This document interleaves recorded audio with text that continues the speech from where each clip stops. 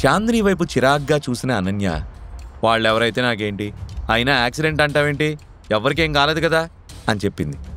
చాందినికి ఇక్బాల్ మనుషుల గురించి ఎలా తెలుసు అని సడన్గా అభినవ్కి డౌట్ వచ్చింది. సిటీలో ఇక్బాల్ చాలా ఫేమస్ కాబట్టి అతని గురించి తెలియడంలో ఆశ్చర్యం లేదు. కానీ పర్టిక్యులర్గా అతను ఇషాంత్ అని ఆమెకెలా తెలుసు అని ఆలోచిస్తున్నాడు.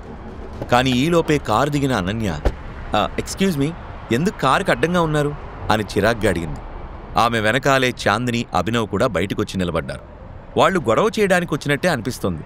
వాళ్ళు ఏదైనా ఓవర్ చేస్తే అభినవ్ వాళ్లని ఈజీగా చిత్తకొట్టేయగలడు. కానీ అనన్య, చాందినీల ముందు అనవసరంగా గొడవెందుకని మౌనంగా ఉన్నాడు. ఎవరేం మాట్లాడకపోతే ఎలా, ఎందుకు మమ్మల్ని అడ్డుకుంటున్నారో చెప్పండి అంటూ యాక్సిడెంట్ టాపిక్ తీయకుండా క్యాజువల్గా అడిగింది చాందిని. ప్రిన్స్ చనిపోయాడు, అతని చావుకి ప్రతీకారం తీర్చుకోవడానికి వెళ్తుంటే మీరే మా దారికి అడ్డొచ్చారు అని కసిగా అన్నాడు ఇషాంత్. అతని మాటలకి చాందిని ఉలిక్కిపడింది. ప్రిన్స్ చనిపోయాడా? అయితే మమ్మల్ని ఏం చేయమంటావు? మేమేమీ మీకు కావాలని అడ్డు రాలేదు కదండి, అయినా మీ ఎవరికేం కాలేదు కదా, మమ్మల్ని వదిలేయండి అని అతన్ని రిక్వెస్ట్ చేసింది. ప్రిన్స్ చావుకి మొత్తం సిటీ అల్లకల్లోలం అయిపోతుంటే ఏం చేయమంటావని అడుగుతావా? చంపిన వాడిక్కడే ఉన్నాడు, ప్రతీకారం తీర్చుకోకుండా ఎలా వదిలేస్తాను అని కసిగా అంటూ అభినవ్ వైపు చూశాడు ఇషాంత్. అభినవ్ మీద అతనికి డౌట్ ఉంది అన్నట్టుంది ఆ చూపు. ఆ చూపుకి అభినవ్ కూడా కొంచెం తడబడ్డాడు. కానీ అనన్యకు వాళ్లు ఎవరి గురించి మాట్లాడుతున్నారో అర్థం కాలేదు. ఇషాంత్ వైపు విసిగ్గా చూస్తూ, చూడు మిస్టర్, నువ్వు ఎవరో నాకు తెలీదు, ఆ ప్రిన్స్ ఎవరో అస్సలు తెలీదు, నేను అర్జెంటుగా ఇంటికెళ్ళాలి, ప్లీజ్ అడ్డు తప్పుకోండి అని గట్టిగా చెప్పి కారు ఎక్కడానికి బయలుదేరింది అనన్య. ఇక్కడెంత సీరియస్గా మాట్లాడుతుంటే వెళ్ళిపోతున్నావా? నీకిలా కాదు, రాయ్ ఈ పిల్లని తీసుకెళ్ళి మన బండిలో పడేయండిరా అని తన వాళ్లకి చెప్పాడు ఇషాంత్. వాళ్లు అనన్య వైపు అడుగులు వేస్తూ ఉండగా షార్ప్గా రియాక్ట్ అయిన అభినవ్ అనన్యకు అడ్డుగా నిలబడి, ఆమెను టచ్ చేస్తే ఒక్కడు కూడా వెనక్కి తిరిగి వెళ్ళడు అని వార్నింగ్ ఇచ్చాడు. అతని మాటలకి ఇషాంత్ గట్టిగా నవ్వి, ఇదొక హీరోయిన్, వీడొక హీరో, వచ్చాడు రోయ్ కాపాడడానికి, అనవసరంగా మాకు అడ్డొచ్చి నీ లైఫ్ డేంజర్లో పడేసుకోకు అని వార్నింగ్ ఇచ్చాడు. ఒక రౌడీ అనన్యను పట్టుకోవడానికి చెయ్యి చాపగానే ఆ చేతిని గాల్లోనే పట్టుకుని వెనక్కి విరిచాడు అభినవ్. కెవ్వుమని కేకబెట్టి గిలగిలా కొట్టుకుంటున్నాడు ఆ రౌడీ.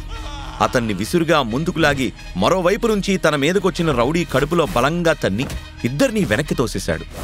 ఆ తర్వాత మరో ఇద్దరినీ ఛాతీ మీద బలమైన పంచులతో పడగొట్టాడు. అభినవ్ వన్ మ్యాన్ షో చేయడం చూసిన మరొక రౌడీ ఆవేశంతో అభినవ్ గుండెల మీద తన్నడానికి గాల్లోకి ఎగిరాడు. ఆ కిక్కు తప్పించుకొని అతని మెడ మీద బలంగా కొట్టి నేల మీదకి విసిరాడు. ఇషాంత్కి వణుకు మొదలైంది. భయంతో బిగుసుకుపోయిన మిగిలిన రౌడీల్ని ముందుకు తోస్తూ, చూస్తారేంట్రా, వాడి బొక్కలు విరగొట్టండి అని గట్టిగా అరిచాడు. కింద పడిపోయిన రౌడీల్ని చూస్తూ, వీళ్ళని మోసుకెళ్ళడానికే ఒక ఇద్దరు మనుషుల్ని బ్యాకప్ పెట్టుకోమ్మా అని వెటకారంగా అన్నాడు అభినవ్. ఇషాంత్ ఏదో అనబోతూ ఉండగా సడన్గా పోలీస్ సైరన్ వినబడింది.